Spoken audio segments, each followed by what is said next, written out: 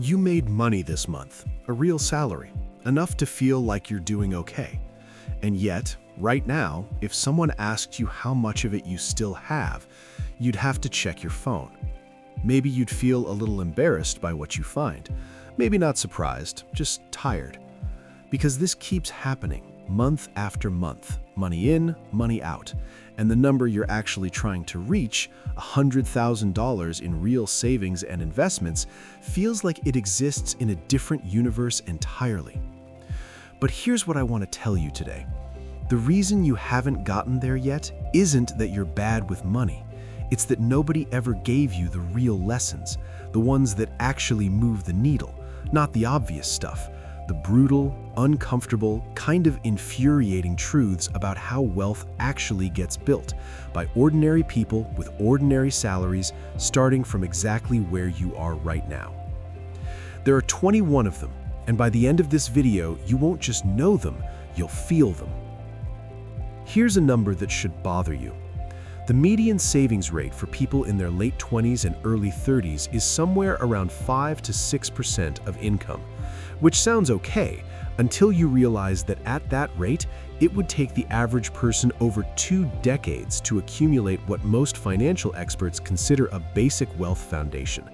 2 decades of working, of trying, of telling yourself, I'll sort it out next month. And the worst part? It's not laziness. It's not that people don't care. It's that the system you're living in is genuinely not designed to make this easy. Think about it. You were taught how to read, how to do algebra, maybe even how to dissect a frog.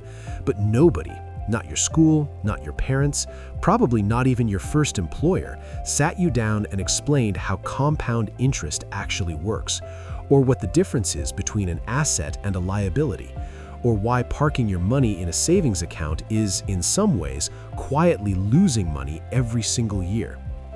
A significant majority of schools still don't require any personal finance education, none.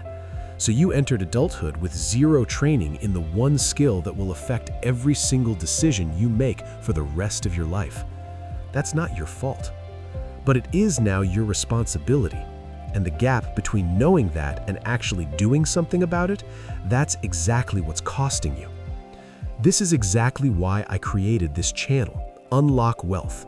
To give you the financial education the system never did, in plain language, with real numbers, and without pretending it's simpler than it is. Because understanding this stuff is what separates the people who reach $100,000 from the ones who wonder why it never happened. Before we get to the 21 lessons, I need to show you the mechanism that makes all of them work. Because without this, the lessons are just advice. With it, they become a strategy. It's called compound growth.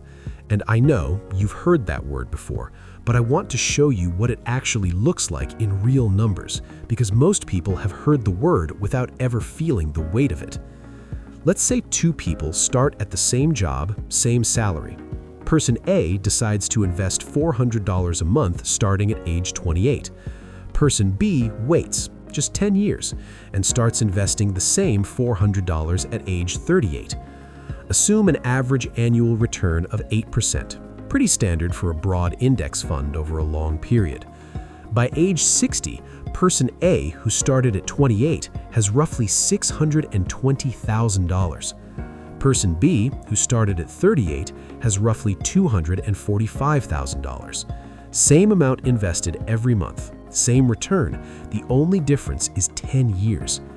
Now here's the analogy I want you to hold on to. Compound interest isn't like a salary. It's more like a snowball rolling down a very long hill. At the top, it's tiny, almost embarrassing. You push it and nothing much happens. But halfway down the hill, it's enormous. And near the bottom, it's moving so fast and picking up so much that you almost can't believe it started as a handful of snow. The people who reach 100,000 and beyond aren't always smarter or higher earners. They just started the snowball rolling earlier, and they knew which hill to roll it down. Now you might be thinking, but I've got student loans or rent, or I literally can't save $400 a month right now. And that's a fair objection. The lessons ahead address that, because the number isn't what matters most. The habit and the timing are. We'll get to that. Lesson 1. Your income is not your wealth. It's the raw material. What you build with it, that's wealth. A person earning $40,000 and investing consistently will die richer than someone earning $120,000 and spending every cent of it. The number on your paycheck is almost irrelevant. The number on your net worth statement is everything. Lesson 2. Lifestyle inflation is the silent tax nobody talks about. Every time you earn a raise and spend it, you have successfully made yourself no richer than you were before. You just moved the floor up. The brutal truth is that most people spend every increase they ever receive, which means they're always broke at a higher standard. Lesson 3. The first $10,000 is the hardest $10,000 you will ever save.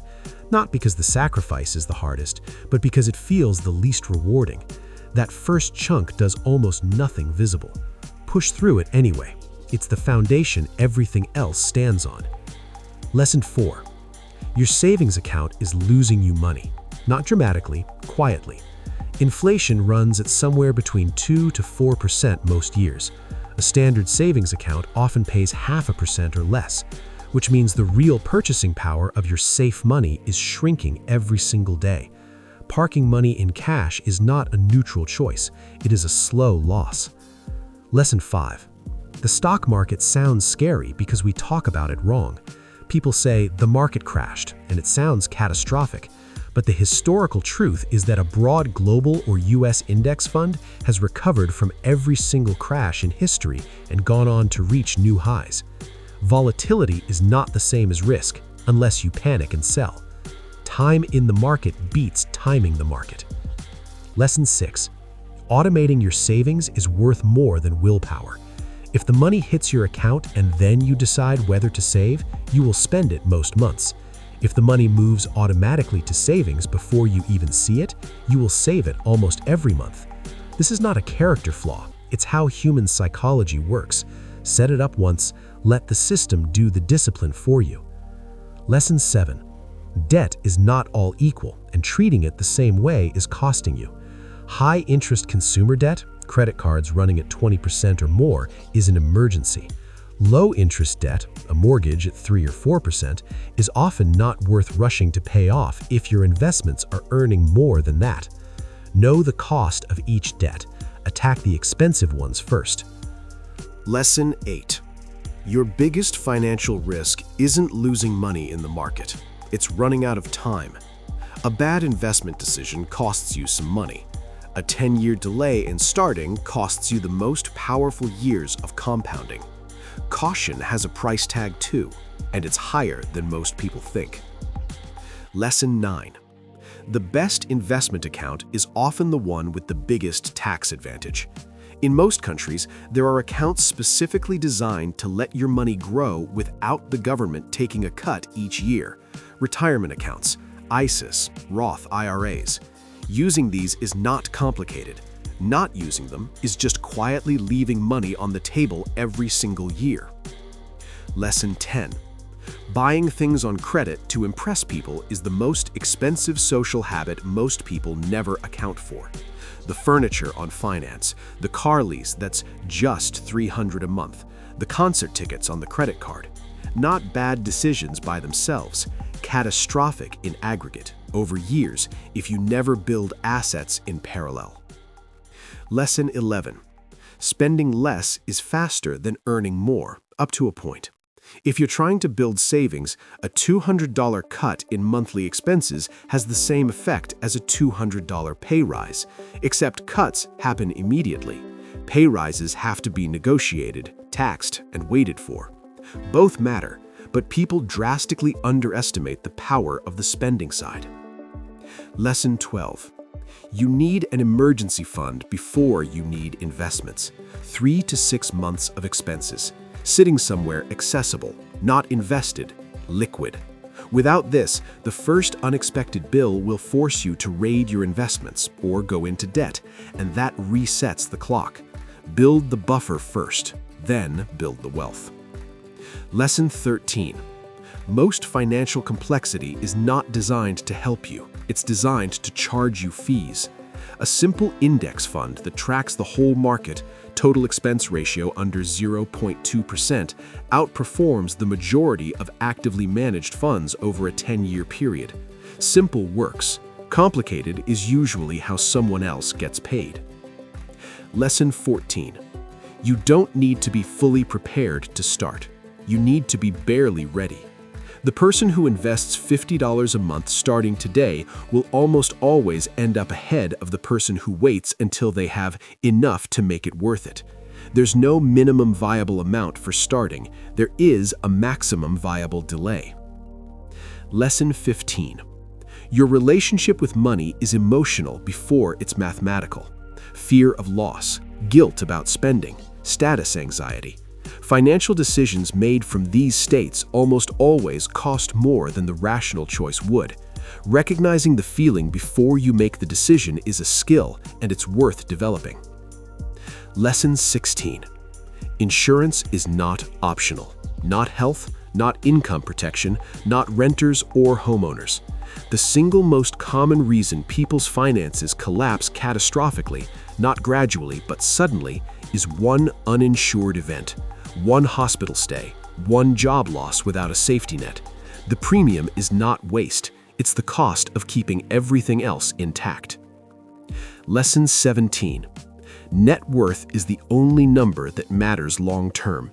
Not your salary, not your credit score, not how new your car is. Net worth is everything you own minus everything you owe. The goal is to grow that number consistently, every single year, regardless of what the economy is doing. If you track nothing else, track this. Every major financial mistake has one thing in common: impatience. Panic selling during a downturn, cashing out retirement savings early, rushing into a house you can't really afford, taking a loan to invest. The antidote to every one of these is the same: slow down. Think in decades, not months. Your earning potential is also an asset, and most people never invest in it. A course that doubles your professional value, a certification that opens a new door, time spent building a skill that the market is willing to pay significantly more for. Investing in yourself isn't fluffy advice. It's often the highest return investment available to someone in their 20s and 30s. Who you share your finances with matters enormously. A partner who is misaligned on money, spending versus saving, risk tolerance, financial goals, can undo years of careful decisions in months. This isn't about finding someone perfect. It's about having the conversation before it becomes a crisis. 21. $100,000 is not a destination. It's a threshold. It's the point where your money starts doing enough work that you begin to feel the difference, where compound growth becomes visible instead of theoretical, where the habit of building wealth becomes self-reinforcing. It's not the finish line, it's the moment the game genuinely changes. Here's what nobody tells you about the $100,000 milestone. It feels impossibly far when you're at zero, but the math is actually not that complicated. If you save and invest $700 a month at an 8% average return, which yes, is achievable with discipline and the right accounts, you'd cross $100,000 in roughly 9 years. 9 years. That's it. And here's where it gets really uncomfortable. If you're 28 right now, that means you could reach $100,000 by your late 30s, a decade before most people even consider it possible. But if you wait 5 more years to start, that 9 years becomes 14. You don't just lose 5 years, you lose the compounding on those 5 years, which is worth tens of thousands of dollars in your future. The math doesn't lie, and the math is brutal.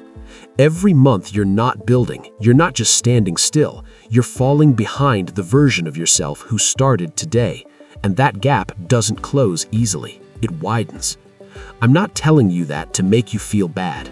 I'm telling you that because it means the time to move is now, not when it's comfortable, not when it's convenient, now. I want to tell you about someone. Call her Maya.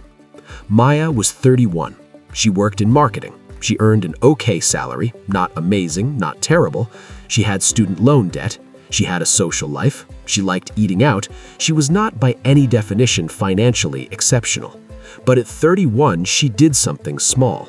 She sat down, added up what she was actually spending each month, and noticed 3 things she could reduce without it genuinely affecting her life. She set up an automatic transfer of $300 a month to an index fund, and she decided, quietly, without telling anyone, that she was going to do it for 10 years without stopping. She didn't get rich quick. She didn't go viral. She didn't have a guru. At 41, she had over $55,000 invested, plus compounding on top of that. She hadn't sacrificed her whole life. She'd just gotten systematic about one part of it, and then she kept going.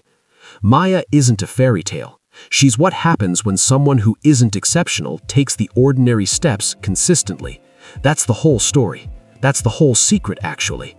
You don't have to be extraordinary. You just have to start and understand clearly why you're doing it. Here's the quiet irony of all of this. The same financial system that profits from your confusion, the banks, the credit card companies, the subscription economy, the fast fashion cycle, that system also contains the tools to escape it. Index funds, tax-advantaged accounts, compound growth. They're sitting there, publicly available, essentially free to access, and most people never use them because nobody explained them properly. There's a reason personal finance isn't taught in schools. Financially literate people buy less on credit. They shop around. They demand better returns on their savings. They're less profitable to the financial industry. I'm not saying it's a conspiracy. I'm saying the incentives don't point towards your education, which means your financial literacy is, in a very real sense, a quiet act of resistance. Every person who reaches financial independence, who stops needing to trade every hour of their life for money, is someone the default system failed to hold in place. And that's not nothing. That's actually something worth building towards. I want to leave you with one thought. The version of you who reaches $100,000, who eventually reaches financial freedom, is not a fundamentally different person. They don't have a different brain. They didn't get lucky. They just learned the rules of the game earlier than most people do, and then they played accordingly. The gap between where you are and where that version of you stands is not made of money. It's made of knowledge and time and the decision, made once, seriously, to stop being passive about this. So here's your one small thing. Not a big life overhaul, not a savings plan spreadsheet with 17 tabs, just this. This week, find out what your net worth is right now. Add up what you own, subtract what you owe, write down the number. Even if it's uncomfortable, even if it's negative, especially if it's negative, because you cannot navigate towards something you refuse to measure. That's it. That's the first door. Open it. If this video changed how you see money, even slightly, share it with one person in your life who needs to hear it. Not as advice, just as something worth watching. Because the truth is, most of us were never taught this, and the people we care about weren't either. Subscribe if you want more of this.